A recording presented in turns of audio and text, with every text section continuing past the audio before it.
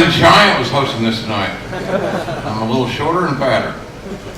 And this is Stample.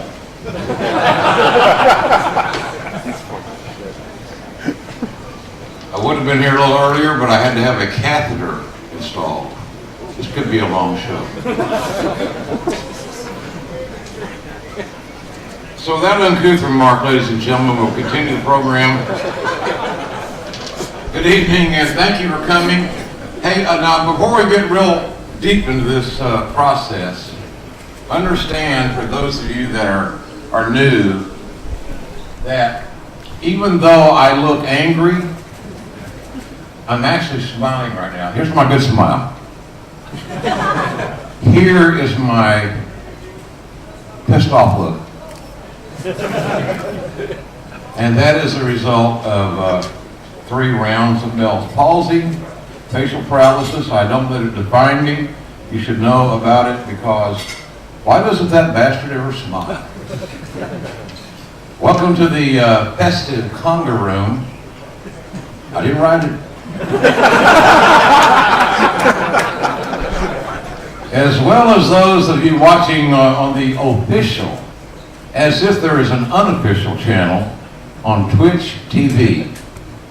And has anybody here ever heard of Twitch TV? Thank you. I am surprised.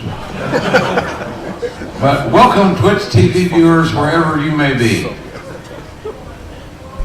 We are here tonight obviously to celebrate the upcoming video game WWE 2K14. It is the WWE's first foray with our new partner 2K Sports, who we believe to be the innovator and the leading manufacturer and creator of video games in the business. WWE had the opportunity to get in business with a lot of people. A lot of people wanted WWE's business.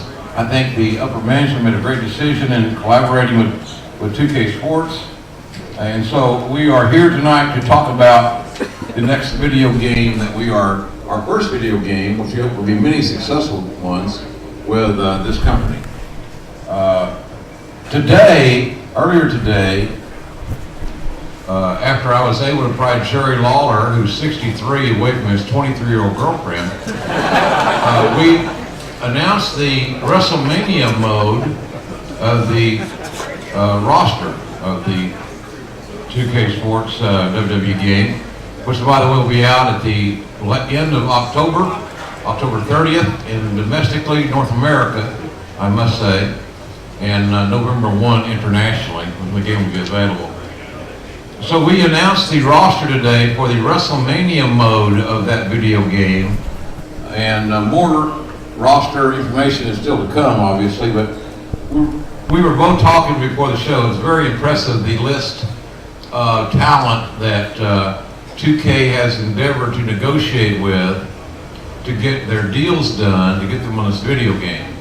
And after being a former executive vice president of talent relations, I can assure you that dealing with some of these, maybe a little egocentric individuals was challenging. But the end result, without a doubt, is the greatest roster that we've ever been associated with on any level for this video game. Now, I have worked on this for months. It was the best writing because it sounded real, it sounded authentic. And on this WrestleMania mode, we kind of threw the band back together. I'm a big Eagles fan, and without sounding egocentric, which I am, obviously, I felt like Don Henley reuniting with Glenn Fry, and the Eagles got back together. So the King and I kind of got back together and did all the commentary for all of our, from 1 to 29 WrestleManias, and it was a great experience. And we did it without drugs. Pretty much. So the great thing about this game, as I have seen it, and I'm a little cynical being an old guy, old grouchy guy, is that everything is very authentic. If by chance the Hogan-Andre match from WrestleMania 3 makes the final cut, wink, wink, then you will see that the Silver Dome has been exactly replicated on this video game. Every minute detail, from turnbuckles to the ropes, to the attire. If it was before the HD era, then you'll see that it was pre-HD. There's a difference of the video quality. Not that the video quality is bad, it's just not HD. It looks like it's exactly in that period of time. The graphics are on the money. Before every match, there is a video package, a highlight package that tells you how we got to where we are now, and now we're about to see this match. It's just so authentic and so real in that respect. It's pretty amazing. So we're going to try to ascertain here tonight with our esteemed panel why these matches at WrestleMania were so epic. You may be confused with my beginning here. The entire roster has yet to be revealed. What we did today, what we're addressing here tonight, is the WrestleMania mode.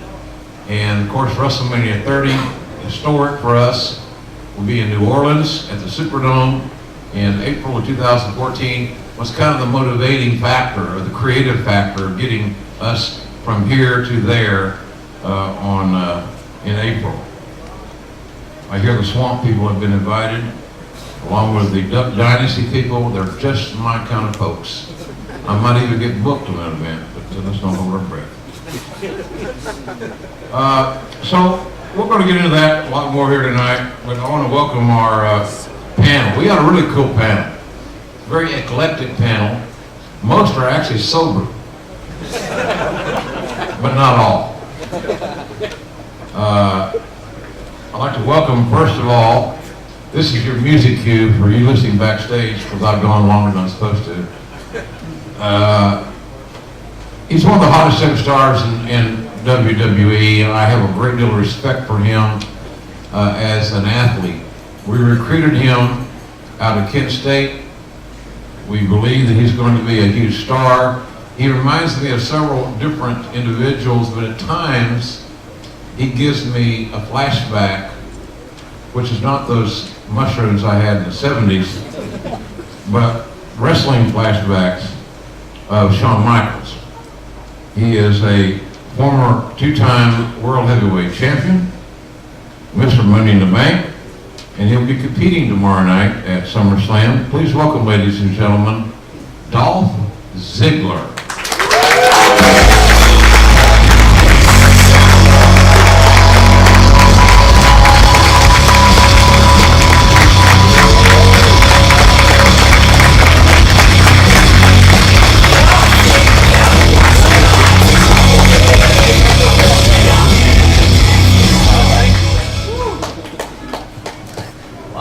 Dolph is not wearing any underwear. I don't know how I got that, but I think it was on Twitter. At heel Dolph Ziggler. I'm not sure. I told you that confidence, JR. Sorry. I'm old. You know, when you get AARP age, you can use all the age for your indiscretions. I'm sorry. I didn't know I was incontinent. The next panelist is another bright young star. What a segue, huh? And he is a guy that you could probably bring out here with a one-word explanation, three-letter word. That'll all come organically, trust me. I really believe that this is an amazing story of a very gifted athlete whose GPS is really screwed up to get here, because it took him a long time in a lot of small venues for very little money, and in 24 hours, this is no BS. He has the greatest opportunity of his lifetime. In all seriousness, everything that this man has tried to prepare for comes to the culmination tomorrow in the main event at SummerSlam. So with that said, and of course, no undue pressure, here is Daniel Bryan.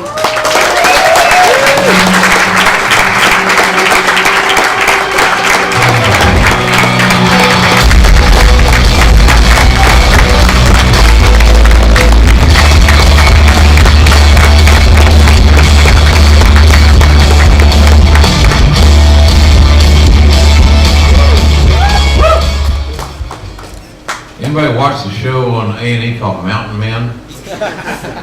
Daniel is maybe the next major star of Mountain Men, which would be hard to do considering he lives now in Phoenix. And if those of you that watch Total Divas on E on Sunday night know that. I'm very proud of Daniel. I'm proud of the guys, like these two guys right here, that defy the odds, because you can see them sitting there. They're not what some narrow-minded individuals believe to be the stereotypical stars. They have talent, they have passion, and even though they're not 6'2", who gives a damn? Okay, now.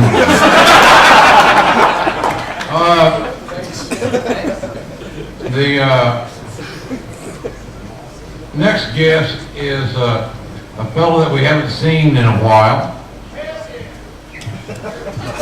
He's got more titles than I care to mention. Not that I know them all, but there are a lot of them, trust me. He was instrumental in popularizing, Bell's pause a moment, the lucha libre style of wrestling north of the border. I'm just reading this stuff here. That's what it says, north of the, what border? Canada, Toronto, Abu Dhabi. Not too far from his hometown, ladies and gentlemen. He lives in San Diego. He had his first pro match at age 15 before he got his driver's license. The incomparable Rey Mysterio.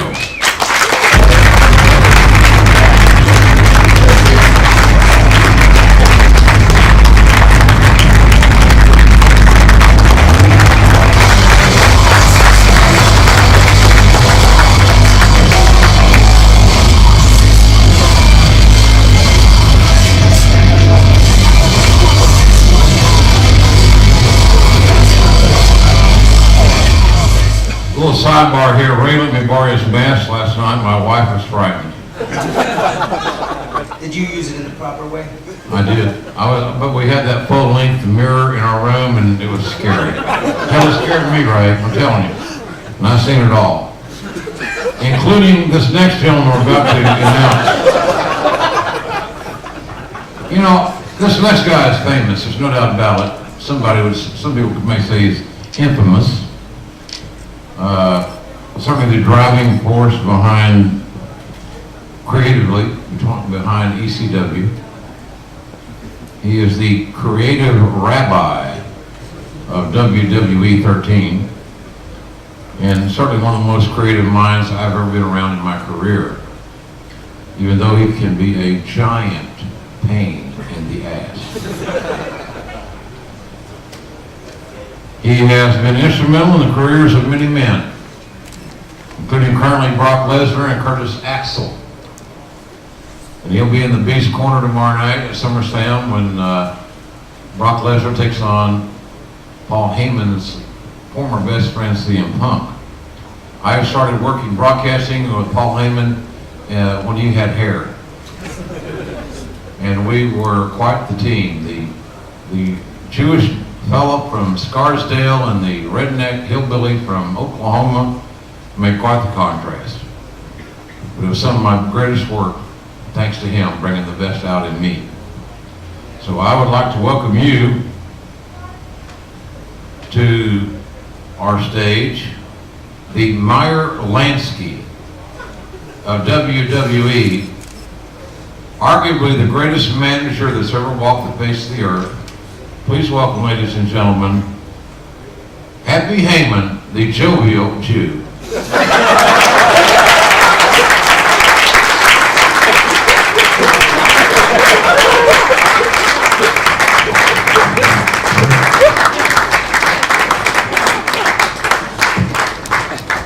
Sir,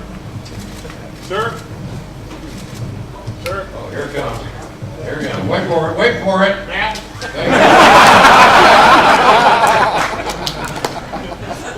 You gotta love it, right? We had a lot of fun broadcasting together. Who knows, maybe someday we'll do it again somewhere. Who knows, somebody listening out there. Any agents in the house. Okay, geez, I would never say that. Our next guest is a multiple-time New York Times best-selling #1 author. That's pretty cool.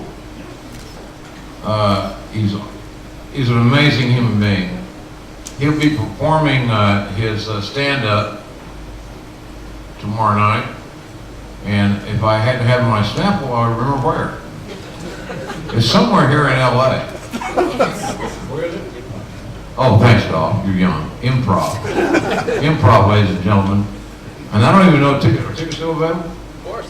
Well, they are. Of course they are. They always are. Just go down and stand around, and if you don't get in, we'll blame Dolph. Great matches. One of my greatest feelings as an executive, and I use that term loosely, in hiring talent and bringing talent aboard WWE's ship and providing them with an opportunity for them to be great, was this man. No matter if he was Mankind or Cactus Jack or Dude Love or Mrs. Foley's baby boy, Mick Foley always delivered. He was one of the classic overachievers in the history of our business. And if I get one more tweet at JR's BBQ, keep the score, about good God Almighty, they killed him, I'm going to sew the sheets. So, ladies and gentlemen, please welcome our friend, great family man, his kids are here, most of them anyway, Mick Foley.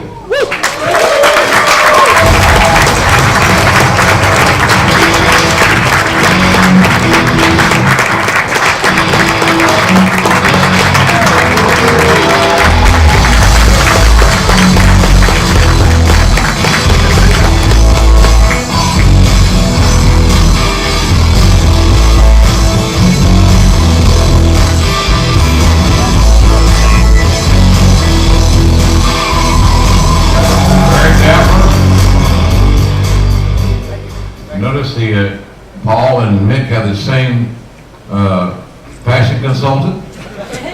We got a 2-for-1 special with my coupon. Coupon, Men's Warehouse, ladies and gentlemen. That dude is good. Our next guest, who in the hell would say this? Our next guest needs no introduction. Would I ever say that in my... Okay, but I'll be damned if I'm going to give it to him anyway. Hey, take my wife, please. This man is a WWE Hall. I don't need anything written about this guy. I don't need anything written about this man, or any of these men for that matter. I have great respect for everyone sitting here, all for various reasons, and some will be money. This next guest is arguably the greatest in-ring performer that ever lived. Okay, they killed my gimmick there. So stop the woo shit. He's a 16-time world champion. That doesn't happen by accident. I said one time that a lot of the wrestlers were using crayons, and he was Rembrandt using watercolors and painting portraits, because I believe that. He has career has spanned 4 decades, amazingly. He's just absolutely a treasure. And no matter what happens or what comes this way, he's always going to be my friend. And some of my greatest work, I've always said that wrestling announcers, like Happy Heyman and I, when we did Wrestlemania 17 that was critically acclaimed, the wrestlers made the music. All we did was sit there and try to provide an appropriate lyric. It was amazing for me to be able to experience the music made by our next guest, the 2-time WWE Hall of Famer, Nature Boy, Ric Flair.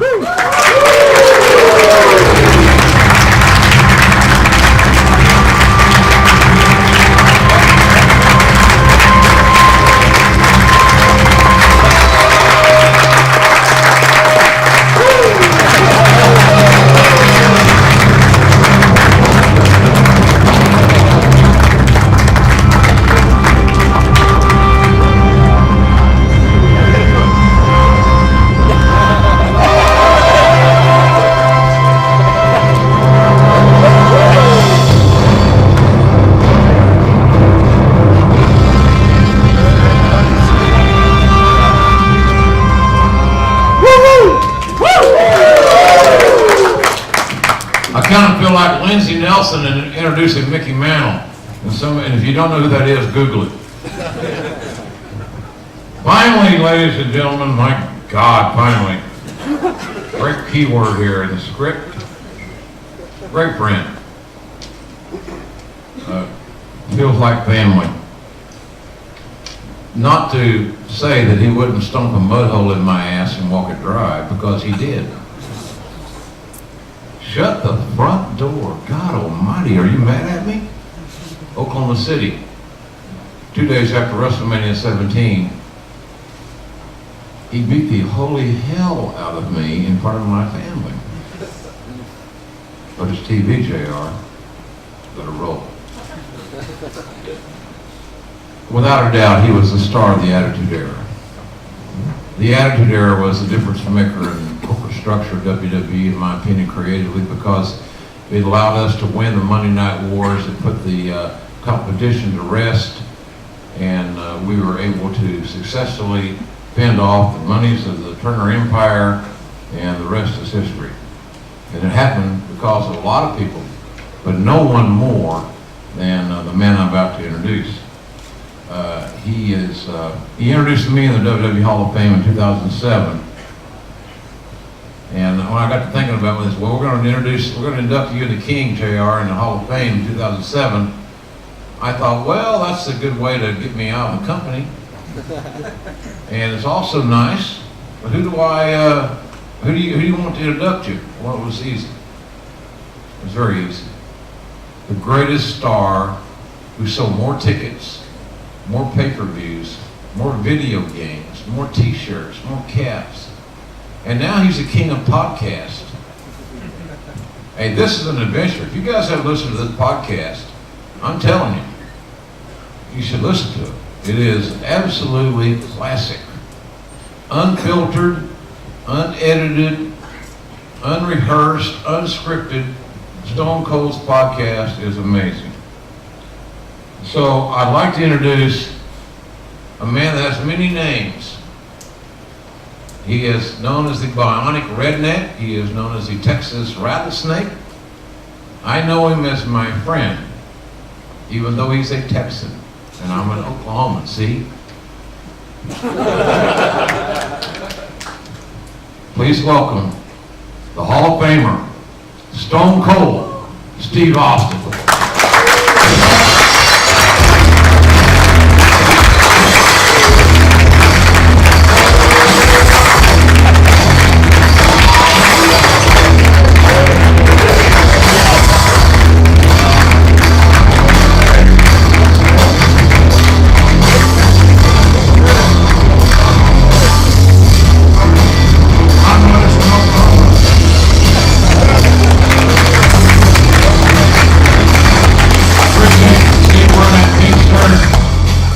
Celebrate my milestone here today. JR called me today and said, hey, wear your pink shirt. I said, okay. Exactly, brother. That's how we work. That's how we roll. All right, gentlemen, thank you and welcome. Thanks for joining us here. All of you, except for my friend Mr. Heyman, are playable superstars in the WWE 2K14 game. And many of you are part of the Must Ballyhood. Don't you really love the word ballyhood, Paul? Isn't ballyhood a cool word? It is as of this moment, sir. Yes, sir. Thank you very much. Ballyhood. It's not spelled right on my script, but ballyhood is what it is. 30 years, the ballyhood, 30 years of WrestleMania mode. You know, it's the damnest thing. it collects more than 45 of the greatest matches from the greatest show in history, WrestleMania. I can tell you that my goal, when I got to WWE 20 years ago this year, I had been in the business 19 years. But my goal was always to make it to WWE and to be a part of that one event called WrestleMania. And I think if you talk to NFL players, for example, what is your goal? To make the team, to make a couple of bucks, to, pay child support for baby mama, or is it to play the Super Bowl? Well, hell, it's to play the Super Bowl. WrestleMania is Super Bowl. It's bigger than the Super Bowl because we're in 160 countries in 30 languages. And Roger Goodell hasn't figured that out yet, how to get his league into that many territories. So let's kind of get into this thing with the talent that are here. Everybody knows that WrestleMania is the greatest spectacle in entertainment. I kind of described that. But here's a question, fellas, listen to. What is the special importance that WrestleMania holds for you? So the question is, for WrestleMania itself, individually, personally, you haven't asked this question, these questions have been hermetically sealed in the old mayonnaise jar. God bless Johnny Carson. Daniel Bryant, we're going to start with you.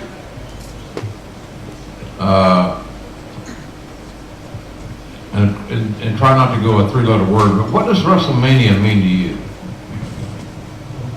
The most embarrassing moment of my career actually happened at WrestleMania. But it was also a turning point in my career. And so the fans at WrestleMania are awesome. And it's one of those things to walk out in front of 70 or 80,000 people just sends chills down your spine. And it's an incredible thing to be a part of. And I can't imagine being a part of it at the levels of some of the other guys on stage. But it's a dream. And that's what all of us aspire to, is the main event WrestleMania. Mick Foley, your turn. What does WrestleMania personally mean to you? I first want to say about Daniel, I wonder, had it not been for that huge disappointment and the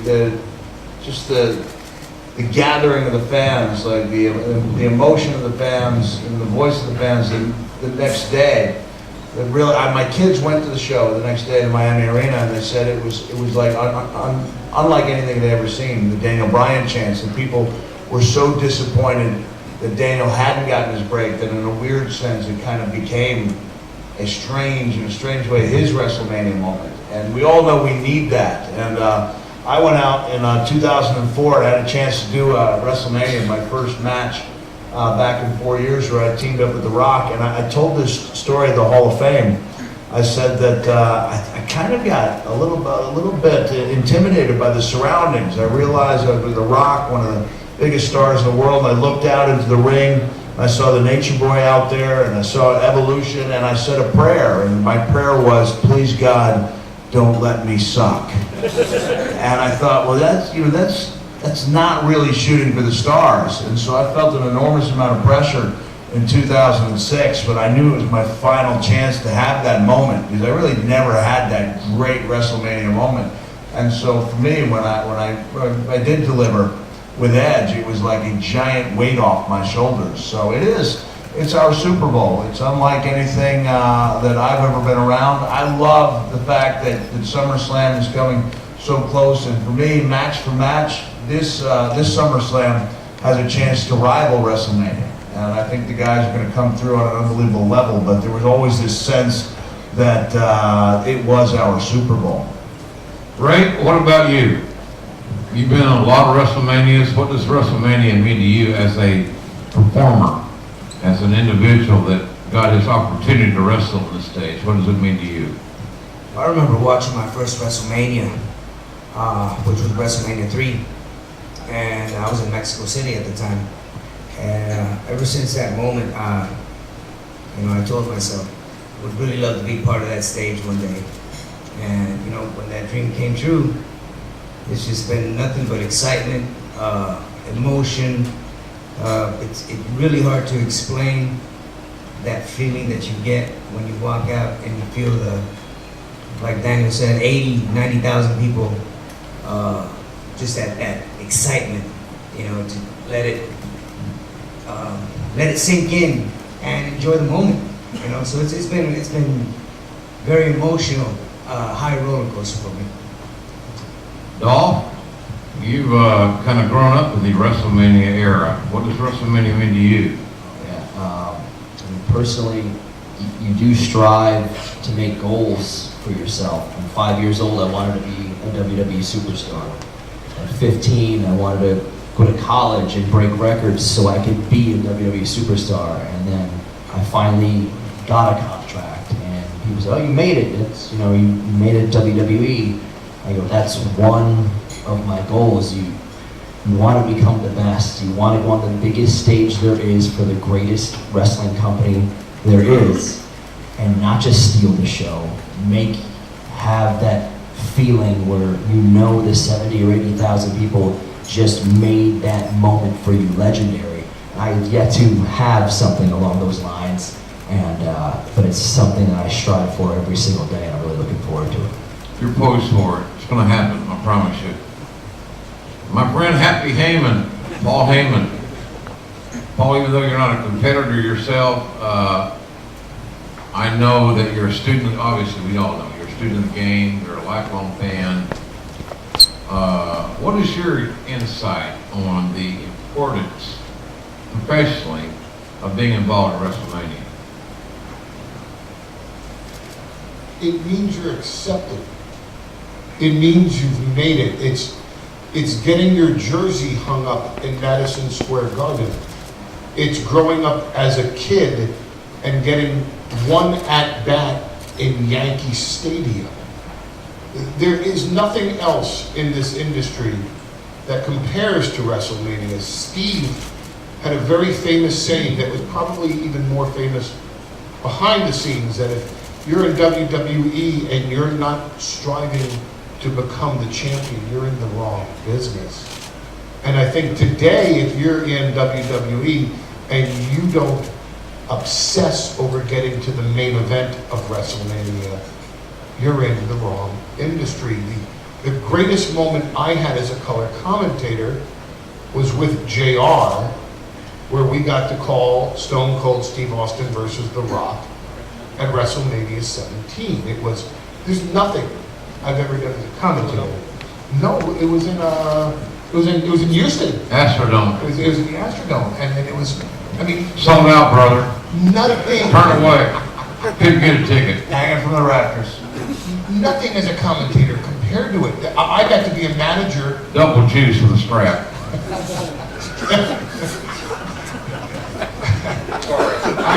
I got to be a manager for the first time this year at a WrestleMania. Got to walk out to the ring first with CM Punk against The Undertaker. And to this day, if you ask CM Punk, who I think stole the show at WrestleMania this year, was he satisfied? He will look you square in the eye and say, "No, because I didn't main event, and I will never be satisfied until I main event." When Brock came back, his selling point to me to come back was, "Psst, we're going to get to the main event of WrestleMania." There's a magic to this name. There is an aura to the name. And it goes far beyond, as a kid, Madison Square Garden or Yankee Stadium. And I would even suggest it goes now even beyond the championship itself. WrestleMania is the end-all, be-all. It's the focal point and the centerpiece of our industry. And it's what everybody in this company looks at 364 days a year for that final day where you say, "I'm here tonight at WrestleMania." Of course, and 2K Sports covers this WrestleMania feeling, the emotion, the intangible, unlike anybody else has ever done. End of October domestically, beginning of November internationally. It's amazing. Steve, we've had a lot of interesting answers here tonight about what WrestleMania means to everyone. You got anything to say that you haven't talked about in your podcast or you ever heard tonight? Here today? Well, since you brought up the podcast, it is a Steve Austin show. You can catch the podcast1.com and iTunes, Sports and Recreation Division. It's in the top 5. Anyway, it's interesting. You see all these cats up here that go down their different roads in their careers as a professional wrestler, as a sports entertainer, as it is today. And, you go through your fights, your struggles, your political struggles, all the BS that goes with it. And, the injuries, the sacrifices. And it's everybody's goal to be at the top of a card. And everybody knows on this stage that higher you are on that card, the higher you get paid. And so, Rick, you're main eventer damn near your whole career. You always want to be on the top. Well, then at the end of the year, you got the biggest show of the year, and that's WrestleMania. You won't be on top of that son of a bitch. You want to main event it. And not everybody can be a main eventer or main event in WrestleMania, but you want to be on that show. It is a big show. And when WrestleMania rolls around, it's time to put up or shut up. And that's the bottom line. You got to prove why you were on that card, wherever you were, much less the open match or the main event, and that's the bottom line. It is a proving ground and a time to open up a can of entertainment whoop-ass for that crowd and take them on a story, a journey, and let them feel and see and enjoy all the different levels of the story that you're giving them. That's all I got to say about that. It's a blast. Well, the thing about it is that you can obviously see that everybody knows that all of us that have had the opportunity to participate in WrestleMania feel how special it is. And that's why this video game presentation that 2K Sports has captured is so extraordinary. We're going to feature more than 45 of the greatest WrestleMania matches in history. And so the question would be, what contests or moments would you like to see included on this list for our panel? Be thinking about it. What moments, what matches would you like to see on that list for our longtime fans to either relive or younger fans or younger consumers to experience for the first time? And that's the beauty of this video game. For the longtime fans, diehards, who've seen it all and lived through it all, you're going to love reliving this because it's authentic. The ones that are new are going to love the history lesson. So Steve, you've been a student of the game. You are a student of the game. What matches would you want to see as a fan on this video game? Anything special that if you said, okay, I definitely want to see blank match from WrestleMania on this DVD. You got 29 of them to choose from. Which one match would you like to see? Kid, before you say that, I know we all want to hear it. There's a gentleman here who didn't get to talk about what WrestleMania meant to him. He saved me for last. No. I'm Mick, so tough. Mick, it's called Hot Tag. Oh, sorry. You let me book the match here? Work with this Mick. He knows a bunch of people. He thought we were forget about it. Okay. So no, Mick screwed up my hot tag in my big moment. JR's proliferation isn't the best in the world, and surely he sees Ric Flair over there. He's building. I was waiting. What was we're trying to build this thing up? I go through the hot tag. Go around from thumbtacks and don't interfere. I felt like we'd forgotten Rick, and I want to answer on that. We got the greatest announcer in the history of the business running this show, and he's going to forget about Ric Flair. I'm trying to do the right thing here. When we got Mick in those double knits out of those sweatpants, something happened. Jason, you don't pay top dollar for that stuff. Nate, considering Mick, God bless Michael Francis Foley, if you wanted, you were a star before you ever debuted at WrestleMania. You were the nature boy. You came into WrestleMania 8. You think I'm not prepared? You think I just showed up making sweats? What the hell of it? What if I come to the, what's that show again tomorrow night? Come on, help me. The Improv, take us to Sylvia. Yeah, where are the improv tomorrow night? I'm going to open up a comic can of whoop ass on you, the Improv, tomorrow night. I was trying to give Rick the hot tag. Nate, You're not calling this match, right? You do not understand that. You're not calling this match. he's got to go to the bathroom. He'll be back in a minute. Hey, Nate, Yes, sir. WrestleMania 8, you were there, right? Yep. You were already first ballot Hall of Famer. But at that point in your career, finally getting to that stage, what did it mean to you as Nate? Because there was no bigger star of WrestleMania 8, in my opinion, than Nation Boy Ric Flair, brother. Well, WrestleMania 8 means Savage, correct? I don't keep track of the dates, right? Check. It That's Foley, he knows everything. No, it was, I had been working for the NWA and WCW for years, and I just couldn't put up with it anymore. And I had talked to Vince 20 times, and 20 times I just felt loyal to the company and to the NWA. When you're the NWA champion, you assume a lot of responsibility. But I finally said, hell. In the words of Steve Austin, hell yeah, I'm coming. So I went up there, and man, I'm telling you, there's nothing like WrestleMania. I mean, guys, I wrestled in front of 200,000 people in North Korea. I've been in Japan 69 times. 69 times. Okay, no, there's no subliminal information. No, I'm just saying that there's nowhere I've ever been. But the biggest moment of my career, after all the stuff I've done, was walking out that deal in Indianapolis and wrestling Savage. And it was not a good time because Randy and Elizabeth were not getting along, but we made music. And Kurt Hennig, who was, God rest his soul, was with me.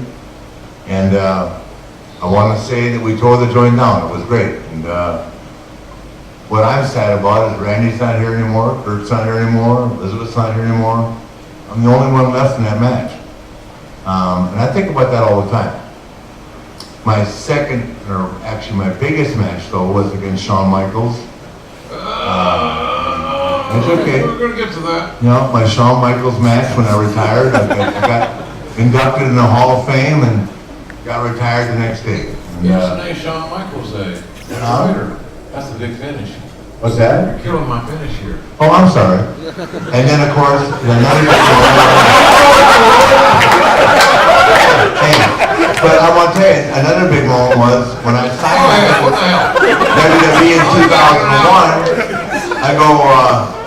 I go to Vince and said, what do you want me to do? He says, I want you to come up here and walk and talk, right? Well, I wasn't there 6 weeks, and he wanted to wrestle me, Royal Rumble, right? And so that's nice. I mean, you know, but I had not really prepared. I haven't worked out in a year, right? So then all of a sudden, Hunter walks up to me one day and says, Taker wants you at WrestleMania in Toronto. And man, that was something else. And I'll give you some information about Taker. You guys all know what the flip I do in the rope, right? Upside down on the thing, right? Well, I missed it the first time. And Undertaker looked at me and said, you ready to try it again, kid? God's honest truth. I said, hell yeah, man. Upside down, little mouth, whack myself, and the rest was history.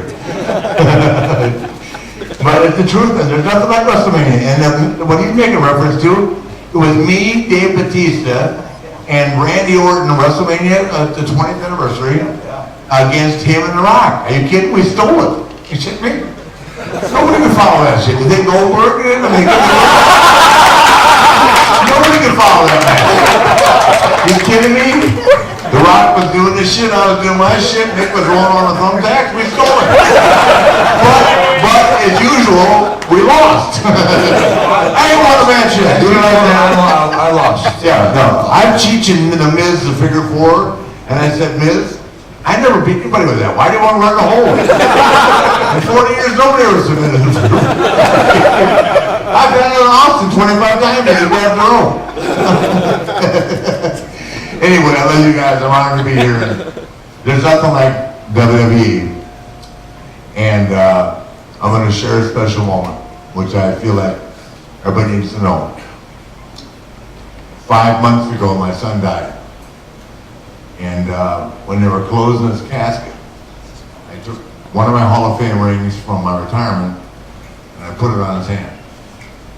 And my oldest son was there at the time, and then before they closed the coffin, I took my one from the Four Horsemen and gave it to him. So I went to NXT about 2 months ago, and I walked in, and Hunter says, I need to talk to you. I figured I was in trouble already, and I don't think, like I was going to go crazy and show her something, right? And the company gave me another one with my son's engraved name in it. And there's nothing like the WWE. And I want to tell you, the events are phenomenal, and they are. But working for these guys is like working for the best people in the world. They take care. That might be hard, but they don't ask anything of you that they won't do themselves. I'm talking about us as performers. I mean, that's just the way it is. They're awesome people. And I think that the combination of the game and these guys will be great.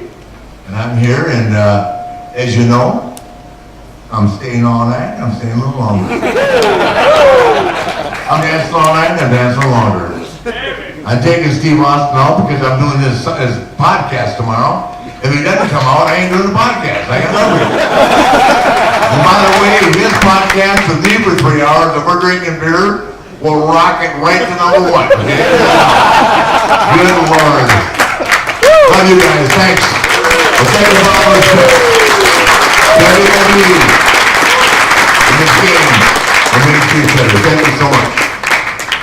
Hell, I'm going to the bar, Jim. Let's go. Well, that was interesting. Is this true? It's from my damn script that they wrote. I got 3 Hall of Fame rings. Nobody even knows it.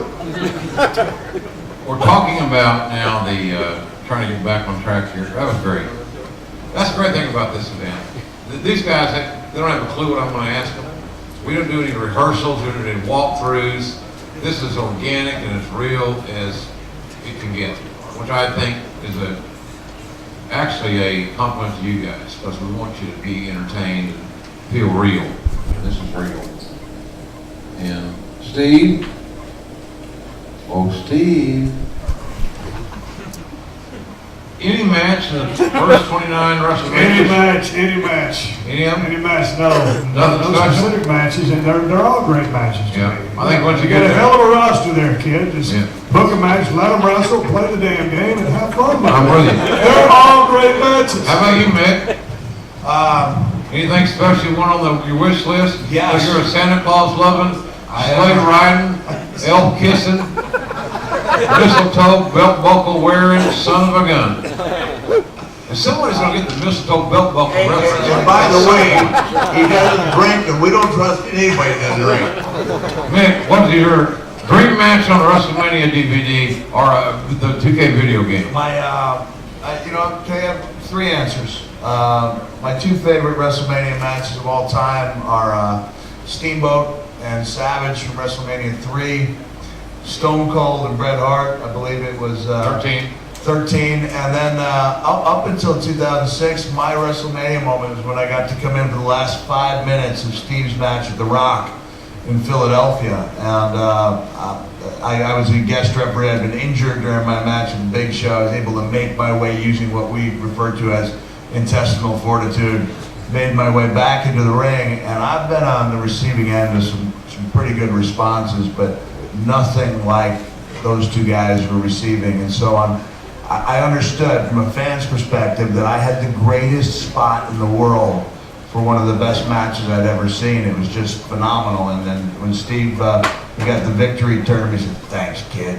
And that was that was a great WrestleMania moment for me. So I'd like to see those 3 specific matches on the game. All good choices. Dolph, what do you think?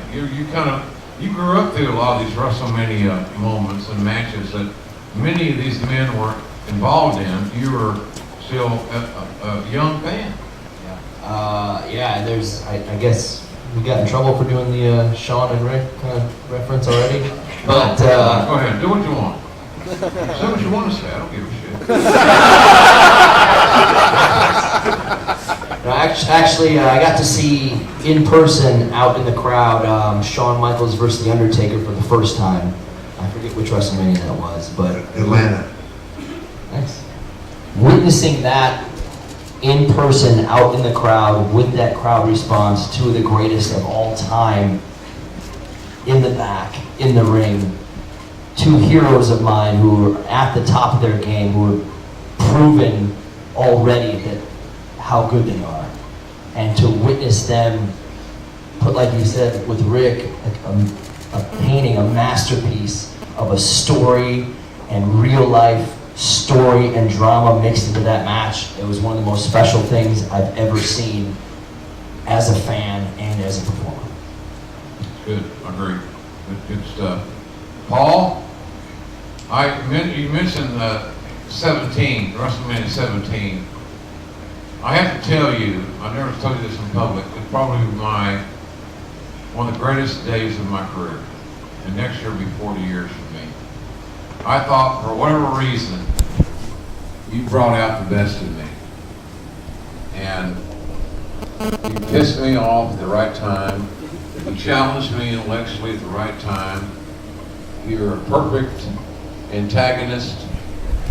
And I felt, looking back on that day in the Houston Astrodome, where they Love You Blue and Bump Hills Coach Earl Campbell, that that was one of my, without sounding too egocentric, one of my finest moments.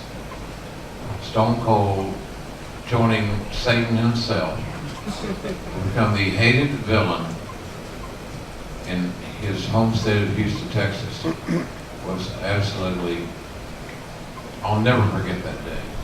So thank you. Well, thank you, and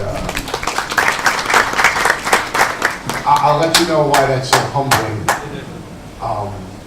I first got to be a color commentator in WCW because I kept on getting in trouble saying things on interviews I wasn't supposed to say.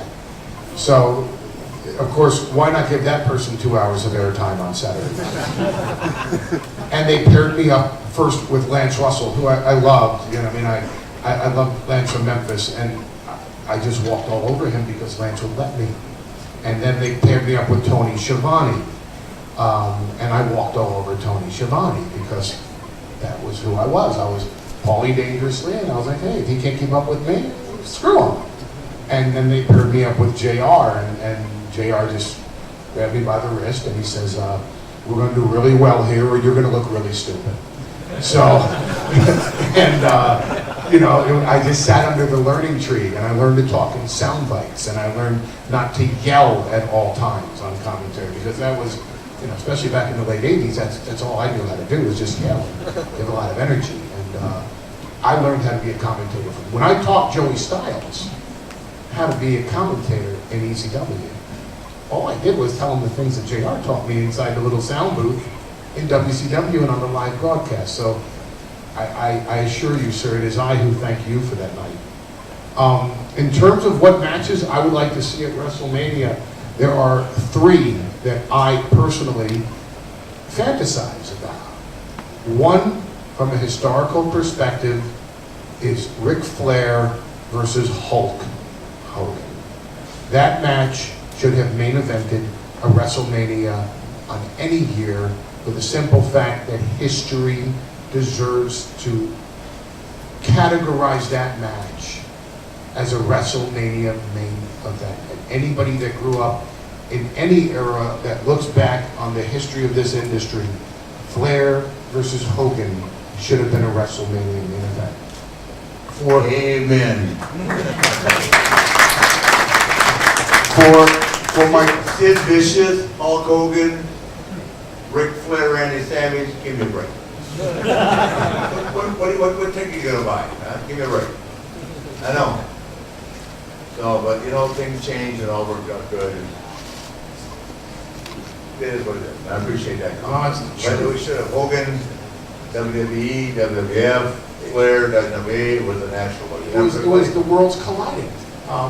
It was the dream match for anybody. And the thing of it is, I'm so easy to beat. I haven't won a match ever. So I would have just gone out there and taken the big leg. You know, Hogan just had 7 back surgeries in the last year and a half, right? So I go to him, you never fell down in the ring, so dropped the leg on everybody. True story. He never fell down ever.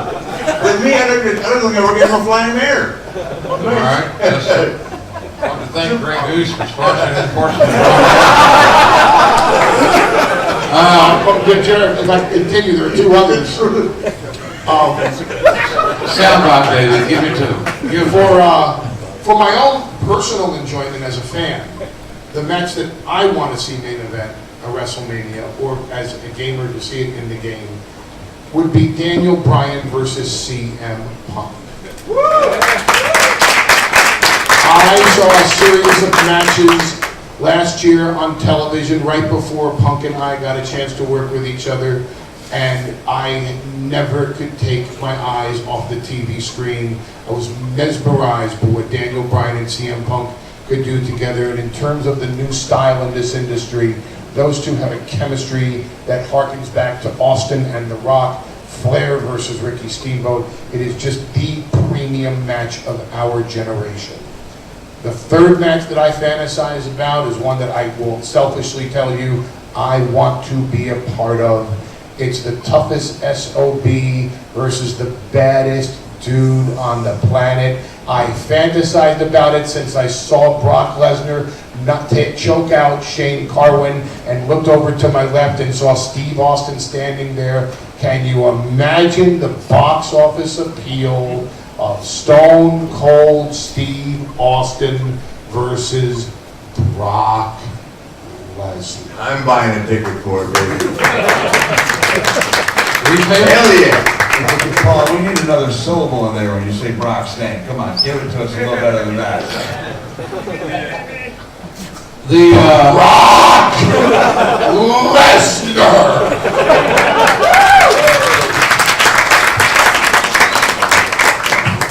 As you guys can see here, I'm fast forwarding because we have 15 minutes left. Oh my God. So we're going to Ixnay question A. Soundbites, guys, soundbites. Soundbites would be very much appreciated at this point. I want to thank again Grey Goose for sponsoring the portion of the interview. I'm just looking through some of these questions that are relevant. There are a lot of them that are relevant, and a lot of them that I'd like to know myself. What is your? Let's start with Rick. Rick, could you be convinced to wrestle at WrestleMania 30? And if so, who would you love to wrestle with? WrestleMania 30, you're talking about in April of this year? April 2014, New Orleans Superdome. In New Orleans? If you could have a match. Give me the word, brother. I'll get myself ready, and brother, I can still do it. Don't think I can't. I got no reason to pay that. Everybody's an incentive. Who don't want to wrestle? Yeah. The only person, I tell this all the time, that I've never wrestled in this business of any notoriety is Cena. He's afraid of me. I saw him play, it was good ring night, riding up my bus. Cena, the first drink Cena ever had with me, we're in Sherwood Forest in England. And he just won the world championship, and I go, Robin Hood and Maid Marian have just gone to the room. Yeah, no, I missed my plane. Not mine, I missed my plane home. But I go to Cena, I said, you're the world champion, you gotta buy drinks, He said, I don't drink. I said, good luck with that shit. and now, John Cena, in a 5-hour road trip, he'll drink 30 beers. I don't get it. He had the genetic gift. He never gains a pound. He doesn't do cardio, tell me, okay? So, but anyway, Cena's fun. But I need to wrestle John Cena. I hear you. All right, Mick. Or I want to wrestle Stone Cold. Stone Cold ain't gonna hurt his neck with me. I don't even fly him air. I'm wrestling you tomorrow in a hotel room. The podcast. Mick, how about you? I know that people ask all the time, would you ever be interested in wrestling again at WrestleMania? If the answer is yes, who would be your ideal opponent? Unfortunately, I can never wrestle again. So I used to be asked all the time who I wished I could have wrestled. And the answer is always the same as going back 3 years, about 10 years ago, I'd say Ric Flair, Bruiser Brody, Hulk Hogan. And Rick and I had not only a few matches, we had a classic. We stole it, brother. We stole it twice. We stole it in the summertime for WWE. We stole it for that company, what is it called, TNA. Mick said to me, That won't make the edit, by the way. I don't care. Hey, you know what he said to me? He said, we were fighting like hell outside the ring, and he said, we've gone dark, right? What do you call it? Commercial time? And I said, Much like we're getting ready to do here. Now tell the story. He said, who works for the dark time? I said, man, when you get me going, I don't stop. He didn't. I was counting on about a 3-minute rest, which I badly needed, and Rick beat the hell out of me. I got all the heat, I'm off the air. The lights came on, they made a comeback on me. Honestly, people were, they praised that match so highly, and I knew it had been good, but it wasn't until I watched back, and this, you talk about moves and different high spots, but you can't plan on intensity, and so that's something. Well, he lets me smack him around. I'm gonna tell you something. The 4 or 5 guys in this business, like him, I got one offensive weapon guy. I don't drop kick. I don't do finance to them. I can chop. He lets me smack him. Undertaker, just relatively a few, Bret Hart, do we have to do that? The San Antonio one night, Bret Hart goes, it's a dark match, please don't chop him.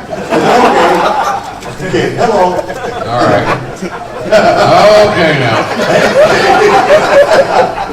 Don't get me going. And then when I'm going to hit him, knows his grill. Time to go, very good. Gentlemen. All right, how about this? Flair, no. Yes, Okay, ask me more. I'm a wealth of entertainment. Daniel Bryan, It's up, JR. save my ass. Soundbite. You can pick out any WrestleMania opponent. Who would it be? Daniel Bryan. Who's your dream opponent at WrestleMania? I honestly feel like I don't belong up here.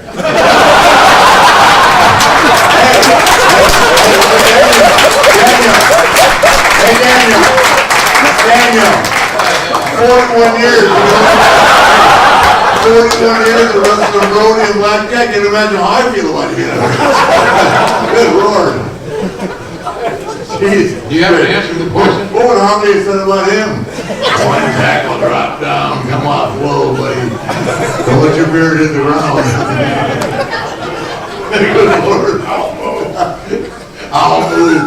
Here's the greatest. Good ending goes, you gotta do the story. I gotta tell the story, man. So, no. I'll be with the curtain.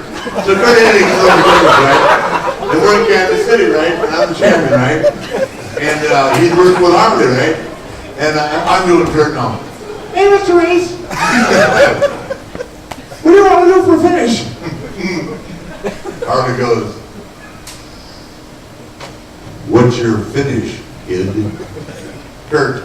Drop me off that book. I'll move. I swear to God. I'll move. Kurt goes, yes, sir. I'll move. I lost control of my truck. My train is running away aimlessly, ladies and gentlemen. Oh, I can tell stories all night long. I know you can. Bring me a beverage. Dance all night. Right? Under 3 hours of Steve tomorrow. You guys, when you hear this story of me and him tomorrow, you'll have a #1 rated podcast. Not podcast. Well, probably mostly podcast. Podcast. Sorry, remember? It's a new deal. It's a I brand can't do new it innovation. myself when it says podcast. Stone Cold Steve Austin podcast. Podcast. Must Good boy. And Stone Cold, 3 hours over here in my room. Good luck with that one. Woo! And Steve's bringing 3 cases of beer. What the hell? I came looking for a couple of plugs for the show, but this is ridiculous. I think we're turning your podcast heel. Hey, plug that baby all night long. Wait till I get to the bar tonight. I didn't start it yet. We're having a can see that we enjoy each other's company. You can also see that this wasn't rehearsed. Ours was real. This is reality television at its best. I've lost complete control of my job. I'm sure I will never be asked back, and this has probably destroyed And my career as a legend. by the way, I introduced Jim Ross to his wife. We go way back. Charleston, West Virginia. We were so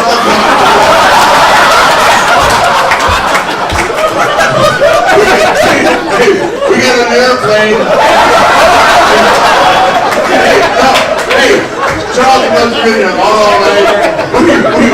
We get an airplane, and I think the chick is hitting on me. She's hitting on him, right? Then she tells a joke, and they're on the food, so Jim and I drink Bloody Marys for an hour and a half back to Atlanta. His wife is absolutely drop dead gorgeous, but I mean, she needs lens grafters, right? Let's go, right? Ric Flair in my prime, for him, are you shitting me? Good Lord. Yeah, I just saw her today. She's the greatest. I go, how did that possibly happen? 22 years ago, Jim Ross hit your wife. I must have looked rough that morning.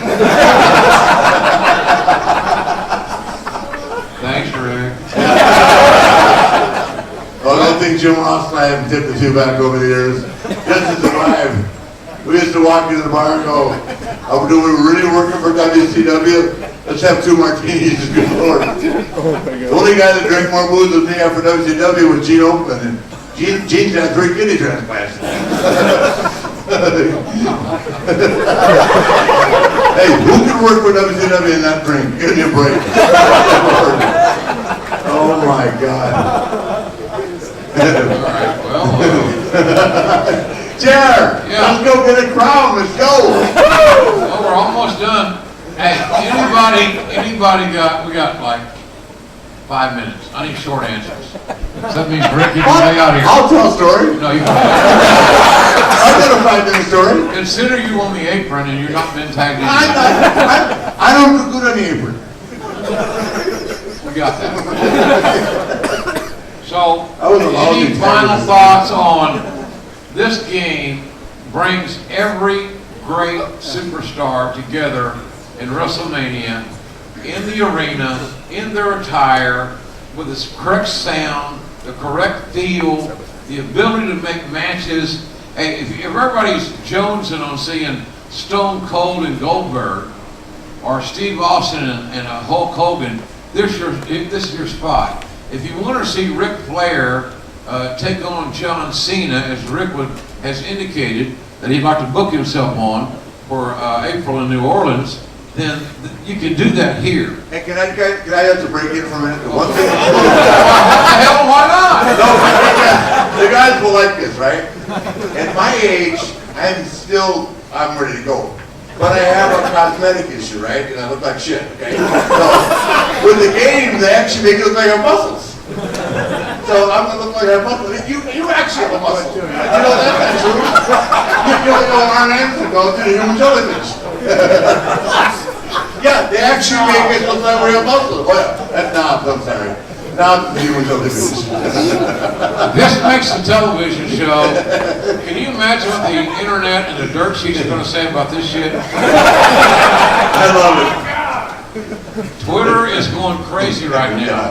Blair just Hell said yeah. hashtag SummerSlam. Yeah. Well, Good Lord. Gentlemen, Can you imagine we're going to be in New Orleans for WrestleMania? That's a story in itself. I'll be with Stone Cold and Pat O'Brien's at 12 noon. some of us will be in New Orleans. I'm not sure all of us are going to be.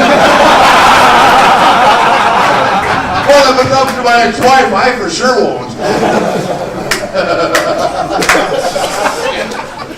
Good Lord. Considering I've lost Nobody get married out here, please. If you're either entertaining the thought of your partner if you're with tonight, and you're thinking about getting married, throw it out. It's overrated. And don't live with her long as the statute of limitations, okay? You gotta pay her anyway. Thank you, Dr. Phil. And the key word there for Nate is prenup. Yeah. Oh, I had a prenup. Jesus Christ, I sure got you. You did that big 25 grand for a prenup, and she tore it up, and the lawyer that drew it up retired. Don't give me one a prenup. Okay, here's the deal. End of the day, There ain't nothing to prenup about anymore. we've had a great time. This is an amazing project that many of us have worked on for months and months.